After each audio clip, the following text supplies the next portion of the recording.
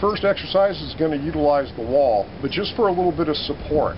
Now what I'm going to do in the first exercise is I'm going to get my ankles, my knees, and my hips all the way up. I'm going to do a gentle process of relaxing and stretching them all out. Now we start by getting down into the long position.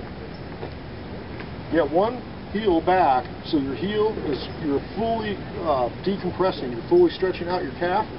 Take the other foot, on the toe of the foot now, rotate it. And we're going to rotate around.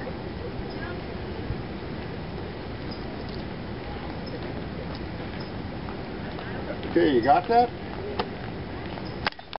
Now you're going to notice that the rotation, when you're rotating on your toe all the way around, you're going to be actually stretching out your ankle, you're going to be getting some of the calf muscles, but you're also going to be pulling on all the small ligaments and tendons in your knee.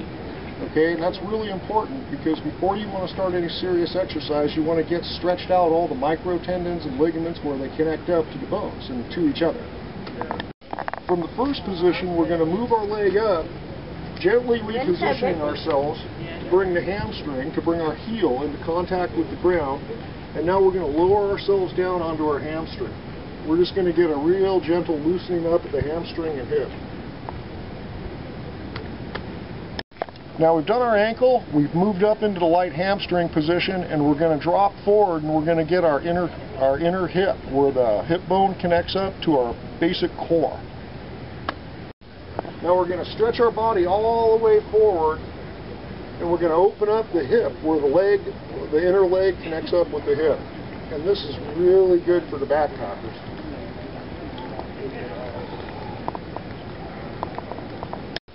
Okay, so that's our first exercise, our first stretching exercise, but I want to show you what it looks like running it as one smooth progression. So we start out, get down, stretch the calf. Oh. I feel so stoned.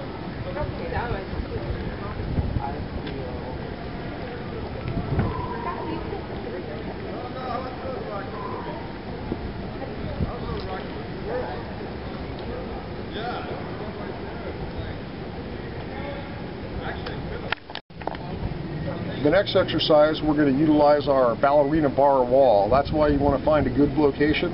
You see how in the previous exercise, when I was doing my beginning lower body stretches, that I was using the wall to steady and support myself as I move through my progression of stretches. Now in this next stretch, we're going to use the wall to get more deeply into our hamstring, get a little bit more into our hips, and also we're going to start working our upper body stretching a little bit to keep everything balanced as we go. First, we're going to move into the basic position. I've positioned myself at roughly a 45-degree angle to the wall, whichever's comfortable for you. I'm now going to bring my leg and situate my heel up on the wall. This is my basic position. But I want to stretch out my hips a little bit here too, and I want to get some out of position flexibility, so I instantly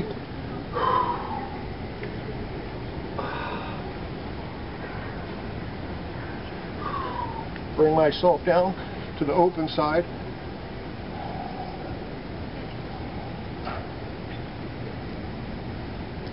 And try to get a nice back stretch here. Now we're going to bring ourselves into position for the main exercise. But before we do the main exercise, we're going to start stretching our shoulders and arms until we bring ourselves into the position to bring ourselves down into the main exercise.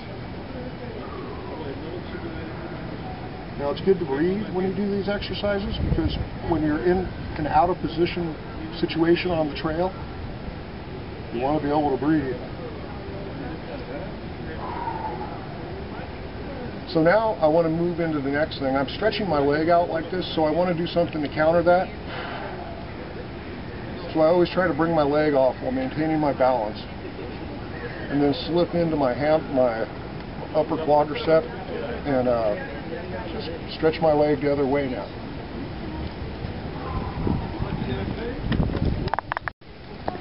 Now we're going to repeat this on the opposite side, where I move myself from the 45 degrees to the wall, get my leg up, and then I'm going to go through the same process where I go down, touch my toe, stretch out my hips the other way. Move my shoulders through their range of motion, and then come down for a good 10 to 15 second stretch. Try to get comfortable in this. Try to get your hamstrings to open up. We're going to dismount, stretch the opposite direction while maintaining balance,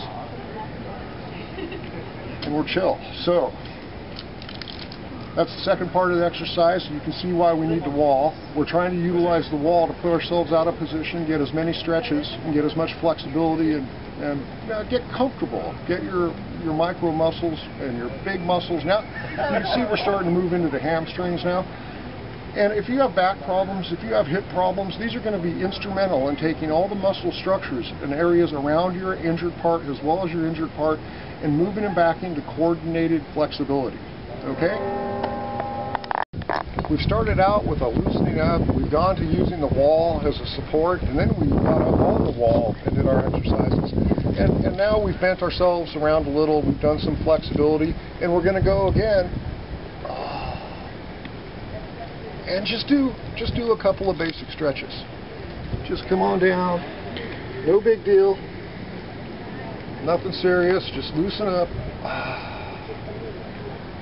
Make sure you aren't tightening up. The whole point of this, now when you're doing these stretches and you have injured parts, we got stretches. Part of each one of these stretches is going to hit your injured parts, okay?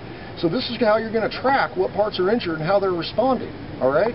So when you're doing your stretch and you're going in and you start getting a pain, do not continue to stretch. Do not push it past the point where you start getting pain. Start using your stretching to explore your pains, where they sit, how they're situated, and what triggers them, okay? So part of this is a real interrogative thing with your body. So when I'm doing my stretches, I'm trying to figure out what parts are still bad and I have to do more work on, or less work. You might have to rest injured parts. Okay, so we got to use our stretches to be most sensitive to the nature of our body.